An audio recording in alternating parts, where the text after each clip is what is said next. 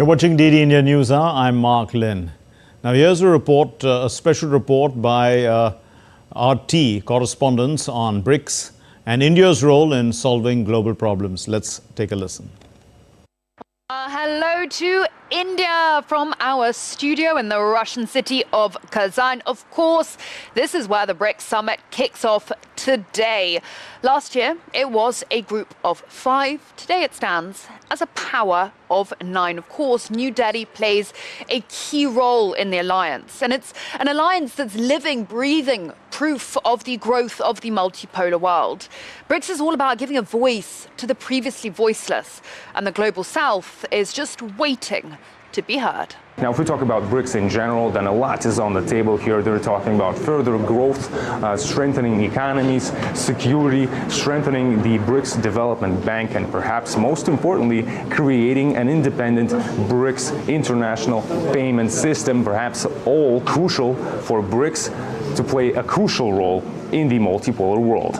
Igor Piskunov, RT, reporting from Kazan. Well, crossing live now to RT correspondent Runjan Sharma. Runjan, welcome to Tatarstan. Do you think that India could be a platform, a space for mediation, for negotiation?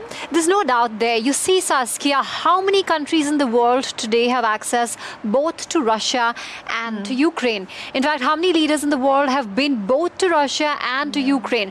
Remember, after Narendra Modi's first visit this year to Russia, soon after that, he also went to Ukraine. There was a lot of speculation as to why he's doing that. But of course, when you look at it in this conflict, there has been few leaders who've spoken to both the countries, and Narendra Modi understands that it is India, it is the global south that is basically, it's impacted by the conflicts that the West is engaged in. When you look at it from that perspective, of course, India wants the conflict to end. So what does the Brics alliance mean in world terms? Well, as of today, the group accounts for 46% of the global population. Just so we understand, that's 3.6 billion people. It also unites 45% of the Earth's landmass, and of course, economically, such a big player, representing more than 47% of global GDP. With the intake of new, very energy-rich members, it also brings 45% of the world's oil and gas reserves under its wings. Business, culture, geopolitics, finance, of course, fashion, even so much brings together the Brics plus nations. And based on what we've been seeing and hearing, it looks like this group is in it for the long haul. That's for now. Goodbye from our beautiful special coverage studio right here in the heart of Kazan, just a stone's throw away from the world-famous UNESCO heritage site, the Kremlin. Well, and DD India's Jessica Taneja is in Kazan, and she joins us live now with an update. Jessica, so first, I think the Kazan document has come out, but apart from that, Prime Minister Narendra Modi has met President Xi Jinping of China. So these are the two events we'd like to focus on with you. We'll start with the Chinese President's visit, the meeting between Prime Minister Modi and Chinese President Xi Jinping. Put that into context for us.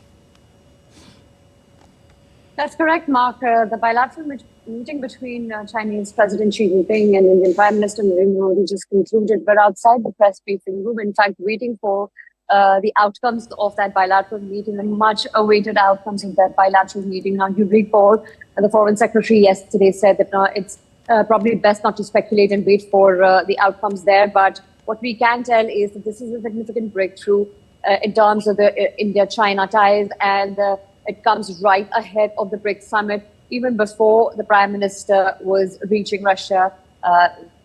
We had a sense that there would be an engagement, but there was no confirmation to that effect earlier. Now there is, and they've already met. It was a brief meeting, though, but the details of that will be put out later. What we do know is that the crucial and the contentious issue of patrolling and grazing in those areas, which is the status quo prior, before 2020, has now been agreed upon. But the details of that, we don't know. Which patrolling points are we talking about, and what are the Chinese agreed on when it comes to disengagement on the border areas? Remember, we share a 3,500 kilometer border with China along the line of actual control. And there has been friction on various points. And India had earlier maintained this stance that, resumption of talks and ties and trade ties, etc., would not go ahead till the time the issue of the border is resolved. So, meanwhile, we now see there is some momentum in that direction, the outcomes will be able to tell us as to what that bilateral meeting would entail or mean for the India-China relationship moving forward, since it's coming after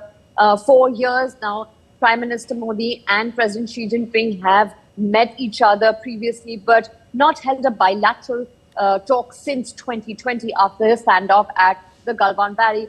And that has remained a friction point between India and China. You'd recall the more than 24 military talks have taken place to work on the issue, especially of disengagement at the border areas, particularly the patrolling points. That is where the friction started. Now, earlier there were talks about 2 particular regions called Demsok and Depchok. So with that given in mind, even if the disengagement has been agreed upon, even in those on those particular patrolling points or areas, this would certainly be a significant breakthrough. But we'll not read too much into it and wait for the outcomes, as this is contentious and there is still a lot of trust deficit when it comes to India-China border issues. Mark. You put it well, Jessica, but there were lots of mechanisms in place as well before Galwan, and one looks to get back to status quo ante. That probably is going to be one shouldn't expect too much, but the point is that in terms of the border question, there was also dialogue that has been going on for a long period of time. Will that resume? Well, again, Mark, we will wait for the Foreign Secretary to give us those details. It would be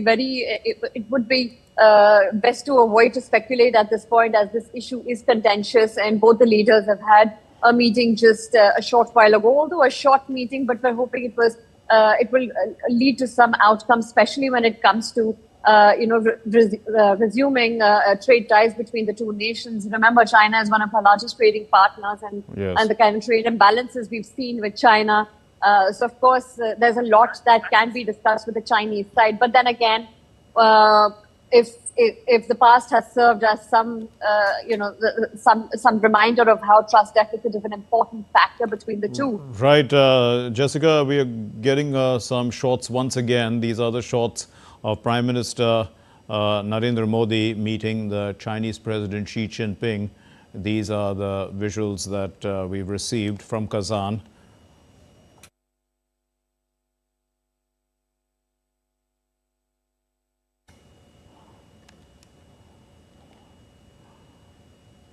These visuals that we had played out to you a little earlier, the important meeting, a breakthrough meeting, has been seen by some quarters, that between Prime Minister Narendra Modi and the Chinese President Xi Jinping. This is the first formal bilateral meeting that has happened, as Jessica Taneja has been saying, in 4 years. They have had pull-aside meetings, but they are more in an informal capacity at multilateral settings, and words, just to share a few words and pleasantries, but not quite focused as this one was. We await the outcomes of this particular meeting. We understand also that the huge role both economies play and both countries play in the global setup, especially in the forum of Brics. Jessica, let's come back to that point now. In terms of Brics, we do remember also that India, Russia and China also had another grouping called RIC, which is like a little subgroup of Brics in a sense, though it predates Brics. But in that context, how important is the relationship between India and China for the functioning of Brics? Well, it certainly is, because if you look at how it's perceived by the West and analyzed by the West, it certainly seems to be, giving an idea that the BRICS members' disunity was one of the factors that was pointed out. So certainly it creates a narrative that, there is a significant breakthrough for talks between the two nations. It does provide some sense of unity to the grouping, and normalization of ties would only benefit the grouping, which is a multilateral setup. And remember, China to contribute to promoting multipolarization and democracy in international relations. 我愿同总理先生就两国关系和共同关心的问题交换意见。 Mr. Prime Minister, I'm prepared to exchange views with Your Excellency on our bilateral relationship and issues of mutual interest.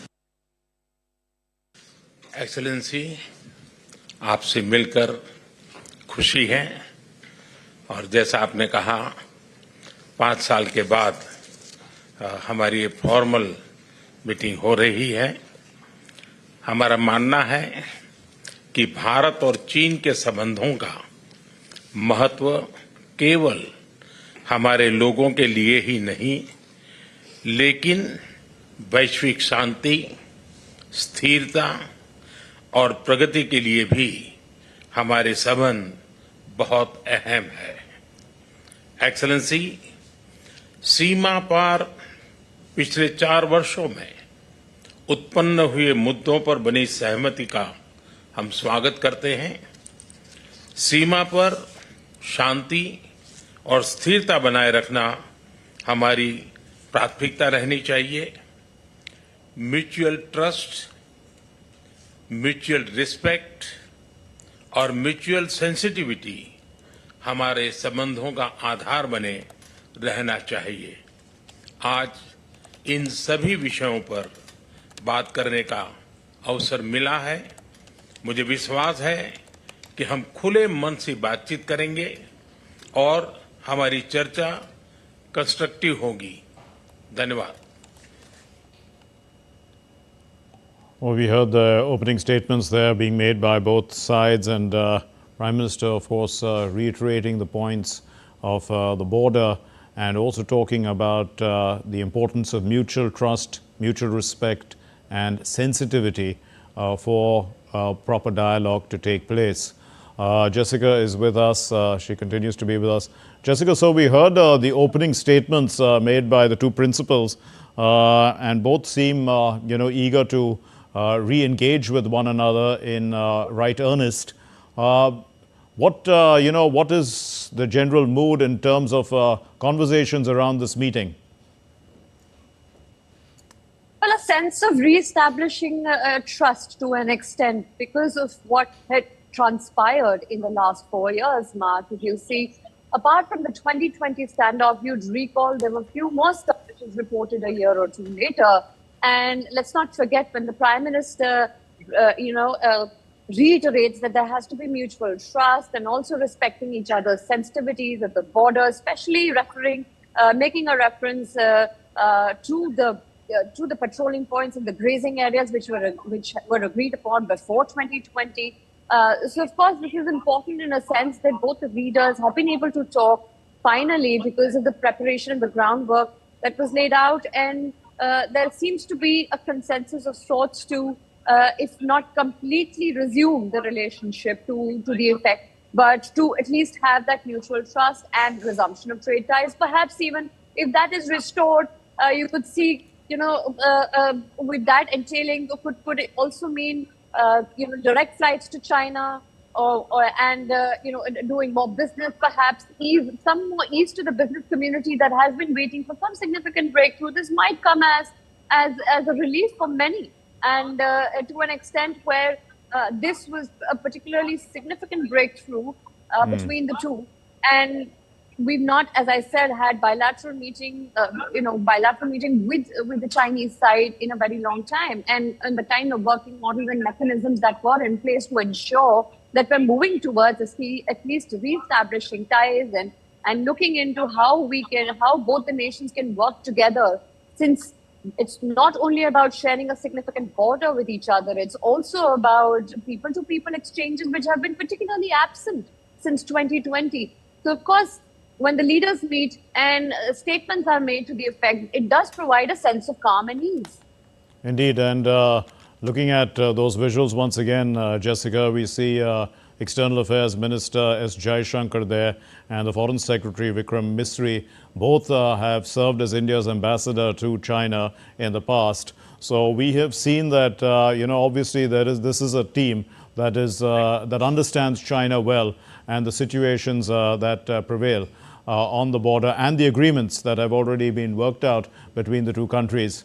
We continue to have Jessica with us, but I see on our screen that we have our Hindi correspondent as well being shown. But yes, Jessica's back. Jessica, yeah, fill us in with more. Well, Mark, there has to be some confusion here and there, but all of us are trying to contribute and make a significant, and try and tell our audiences as to how and why this is so important. My colleague has also been standing on, 1 foot all day and all the effort that has gone in. But let's focus back on this particular bilateral meeting, which has been quite significant. We've heard from both the leaders.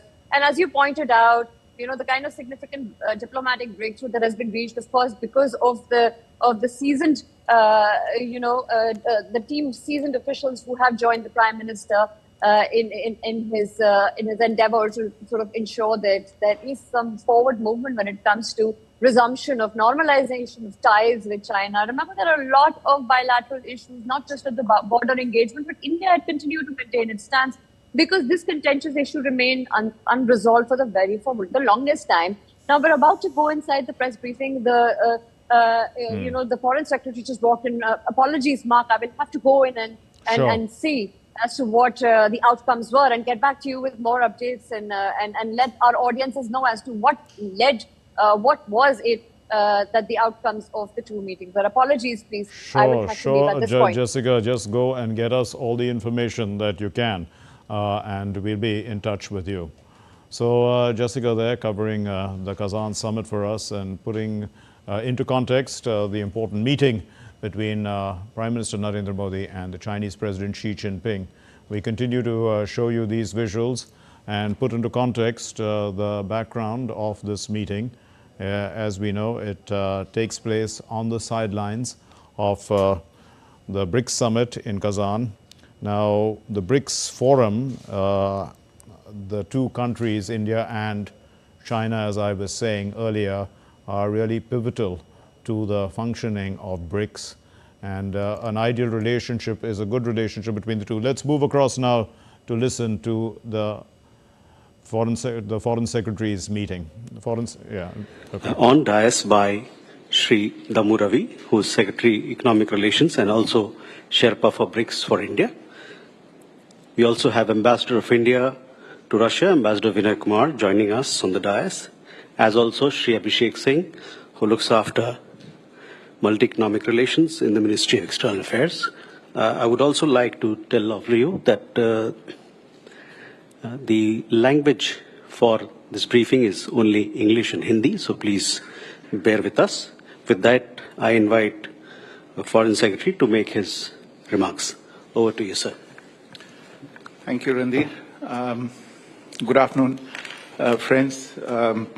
I have the opportunity to brief you on the Prime Minister's main bilateral engagement today on the sidelines of the 16th BRICS Summit. My colleague, Secretary Economic Relations in the Ministry of External Affairs, Mr. Damu Ravi, who is also our Sherpa for BRICS, will make some comments with regard to the BRICS engagements. But let me say a few words about the Prime Minister's meeting with His Excellency President Xi Jinping, the President of the People's Republic of China. We have also put out a press release which should be available very shortly on the website of the Ministry of External Affairs if it is not there already. So as you all know, earlier today, in fact just a short while ago, Prime Minister Modi met with President Xi Jinping on the sidelines of the 16th BRICS Summit. This was their first proper bilateral meeting at delegation level in nearly 5 years, the last one being on the sidelines of the BRICS Summit in Brasilia in 2019. So let me just flag some points made by the two leaders during their meeting. This meeting happened, as you are all aware, close on the heels of the disengagement and patrolling agreement and the resolution of issues that had arisen in the India-China border areas in 2020.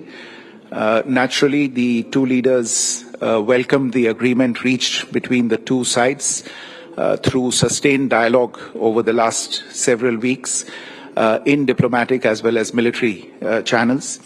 Prime Minister Modi underscored the importance of not allowing differences on boundary-related matters to disturb peace and tranquility on our borders.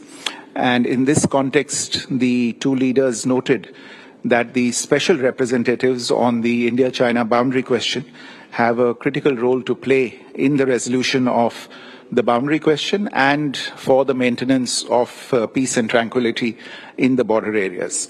Accordingly, they instructed the special representatives to meet at an early date and to continue their efforts in this regard. You may recall that Special Representative of India, Mr. Ajit Doval, who is also the National Security Advisor, and the Special Representative of the People's Republic of China, Foreign Minister Wang Yi, also a member of the Politburo, have met on the sidelines of international events, but they have not had a round of talks in the Special Representatives format since December 2019. So following today's meeting, we hope to schedule the next round of the SR's talks at an appropriate date.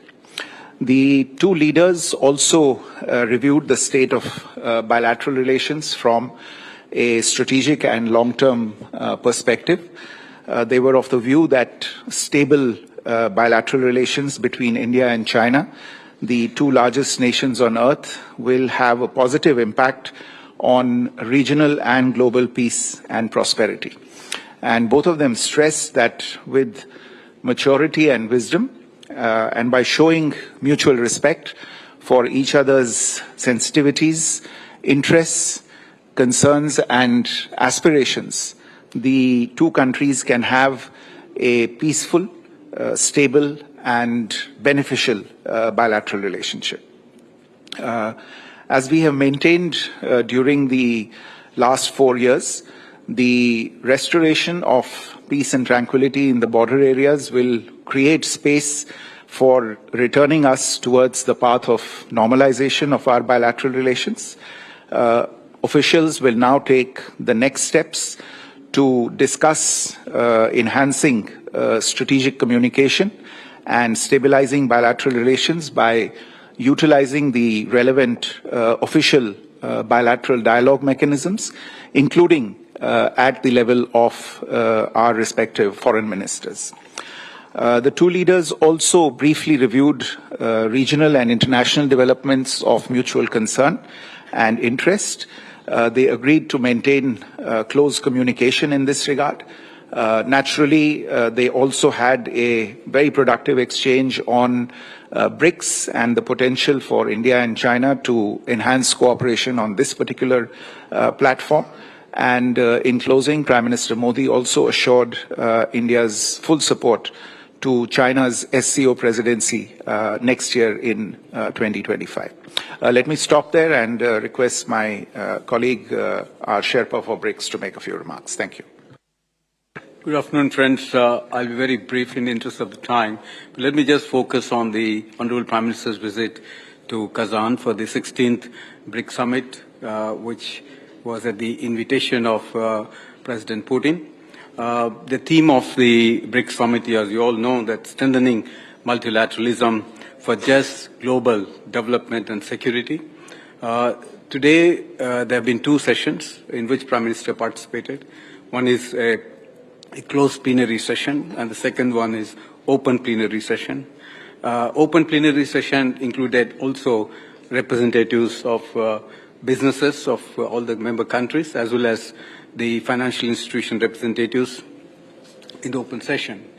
At the end of the open session, the leaders adopted the Kazan Declaration, and the declaration captures the various elements and diverse elements discussed by the leaders during these sessions.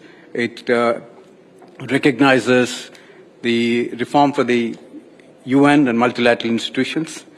In particular, it recognizes the Johannesburg Declaration and reaffirmed the support for member countries' aspiration to be permanent members of the UN Security Council. Cooperation in the financial sector was another element.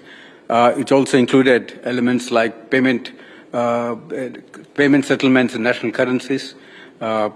And climate change was another area of interest for all the leaders. There was a lot of views expressed, and also combating terrorism.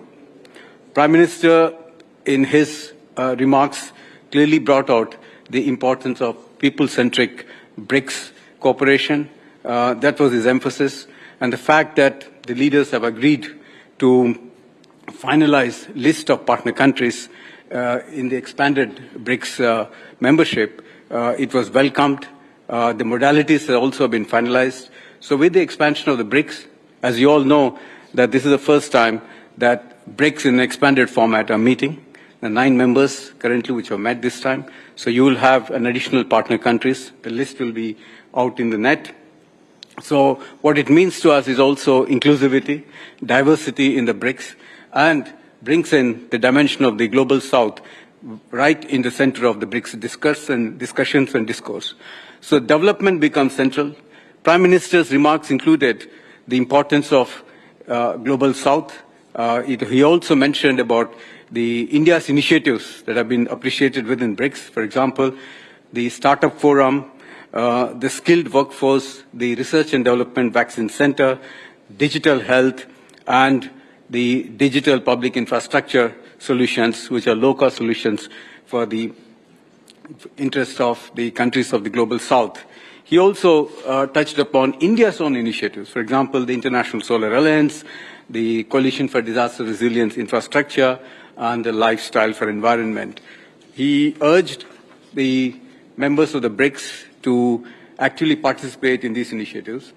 As you know, Brazil is going to take over the chairship next year. Prime Minister wished the Brazilian President Lula all the very best for the success of the Brazilian chairship, and India will fully support in that process. Thank you very much. We open the floor for questions. Randeep, just a couple of questions because some of us literally have a plane to catch. Okay. So Gaurav, please.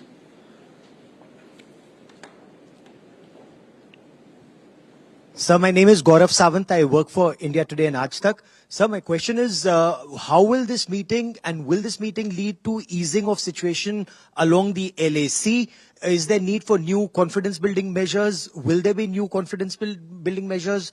And will soldiers spend the 5th year at the LAC in these freezing winters? The additional 50,000 odd troops on either side.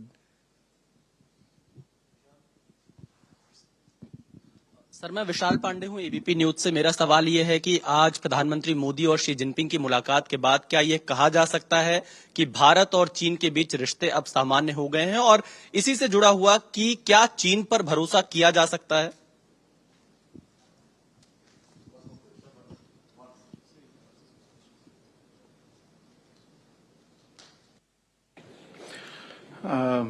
Gaurav, insofar as your question is concerned, it is certainly our expectation that as a result of not only the agreement that was arrived at just a couple of days ago between Indian and Chinese diplomatic and military negotiators, but also as a result of the endorsement of that agreement at the highest leader level possible between the two countries, as happened in the meeting today, where both Prime Minister Modi and President Xi Jinping welcomed the efforts that were made by Indian and Chinese negotiators and the results that were achieved by that. I think these should certainly lead to an easing of the situation along the LAC.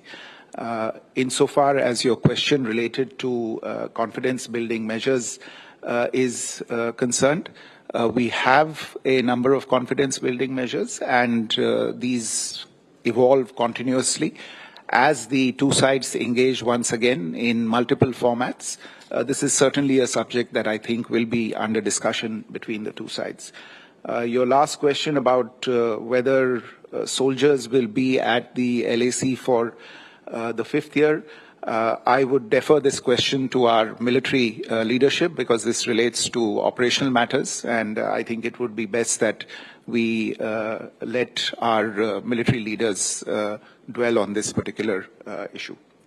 विशाल, आपका जो सवाल था क्या हमारे जो रिश्ते हैं वो सामान्य की तरफ या सामान्य हो जाएंगे, मैं इतना ही कह सकता हूं कि पिछले 2 दिन में जो कदम हमने उठाए हैं, और ये कदम पिछले 2 दिन से हमारे सामने हैं, लेकिन इन पे जो काम हुआ है वो काफी समय से काम चल रहा है. मैं ये कहूंगा कि इनसे हमारी एक तरह से जो प्रक्रिया है सामान्य रिश्ते बनाने के लिए, उनको वापस एक सामान्य रास्ते पे लाने के लिए वो यात्रा एक तरह से चल पड़ी है.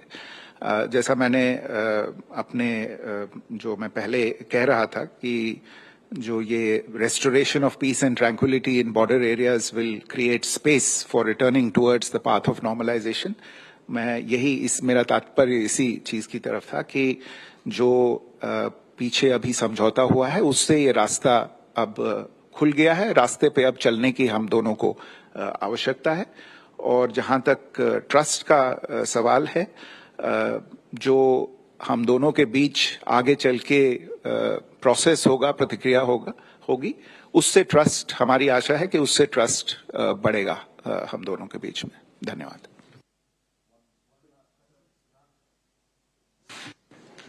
Sir, Siddhant from Beyond.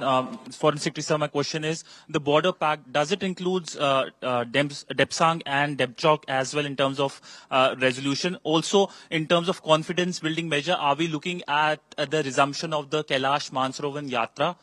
To the Sherpa, sir, how much the focus was on the payments mechanism in terms of alternate payments mechanism at the Brics meeting?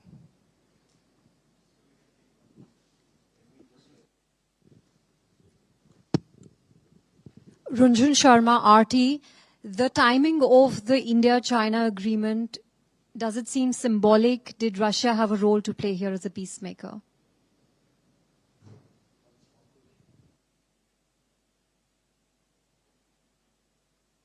Okay, Siddhant, insofar as these two points that you mentioned, Depsang and Demchok, look, I think if you see the statements that I have made over the last 48 to 72 hours, I think the answer should be quite clear. I have made the point that, the last time we had an agreement on the several issues that had arisen in the India-China border areas since 2020. The last agreement was in 2022, I think September, if I'm not mistaken.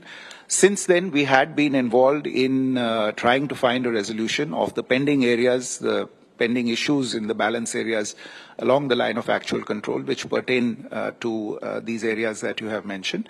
And the agreement that has been arrived at essentially pertains to these areas. Insofar as confidence-building measures are concerned and whether Kailash Mansarovar Yatra will be included in that, as I said today, the leaders have given instructions for various official and other bilateral mechanisms between the two countries to be activated. I'm sure this will be one of the issues that will be on the agenda of those discussions between the leaders. Runjhun, your question of the timing and the symbolism and the role, all I would say at this stage is that we are in Kazan, we are in Russia, and I think we can certainly thank Russia for providing the venue. Thank you.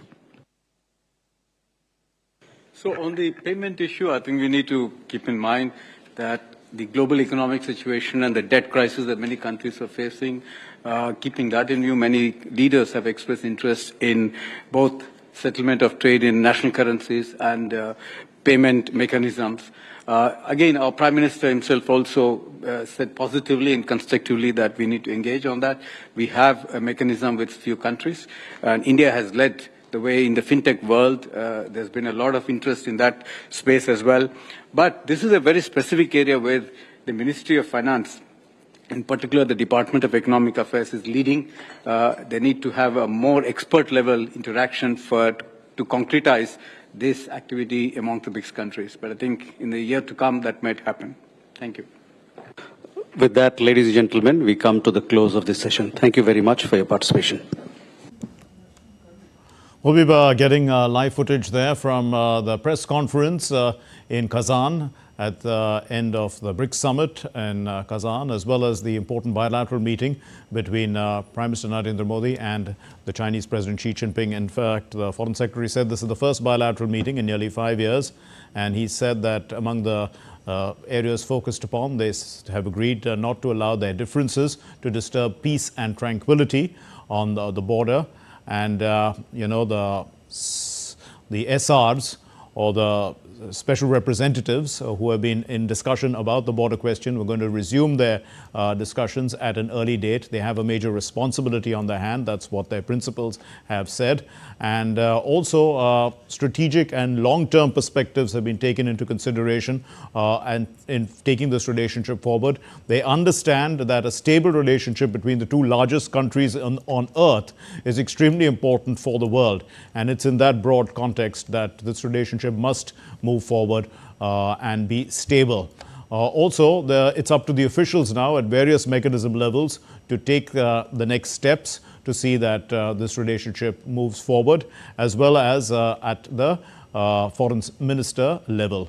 Now, on the BRICS question, the Secretary Economic Relations and the Sherpa for BRICS from India said that important focus was how important this expansion has been in BRICS. It brought in inclusivity, diversity, brought in the questions of the global south. And he also said that India's words were always welcomed, and they were much liked. Things like the Startup Forum, the R&D Vaccine Center, and other aspects. And that's all we have in this edition of DD India News Hour. But let's know your thoughts on the news of the day. For those of you on the go, you can also get the latest news and updates from India and across the world on the DD India mobile app, which is available on Android and iOS platforms. Scan the QR code and download it now. We'll be back with more news as it breaks here on DD India. My name is Mark Lin. From all of us here in Delhi, thanks very much for watching DD India News Hour.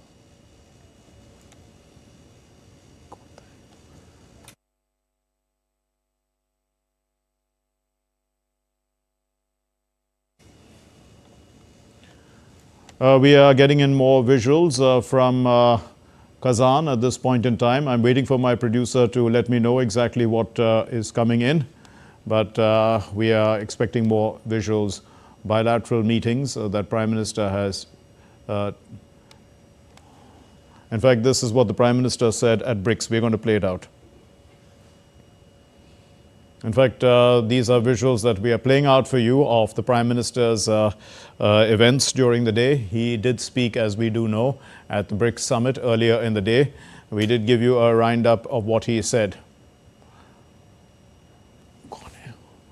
And the Prime Minister has also met with the President of Uzbekistan on the sidelines of BRICS. Uzbekistan is an observer country in BRICS, of course, a very close ally of Russia and a neighboring country of Russia, a former Soviet republic. The President of Uzbekistan is Shavkat Mirziyoyev. In fact, Prime Minister has met him before. Shavkat Mirziyoyev. This meeting has taken place on the sidelines of the BRICS summit.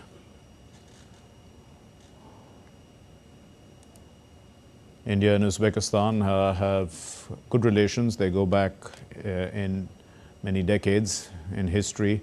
In fact, to go back long in history. India was one of the first countries that also recognized the state of Uzbekistan after it, came into existence post the breakup of the Soviet Union.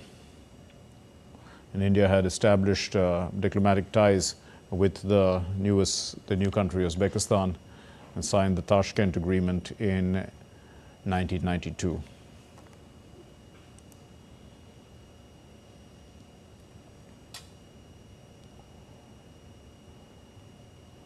We do remember that Prime Minister Narendra Modi also had visited Uzbekistan in July of 2015 and I think again in June of 2016.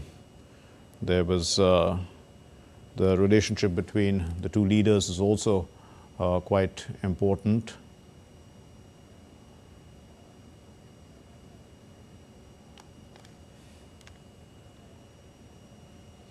So that was those are visuals that we just played out for you that came in from Kazan.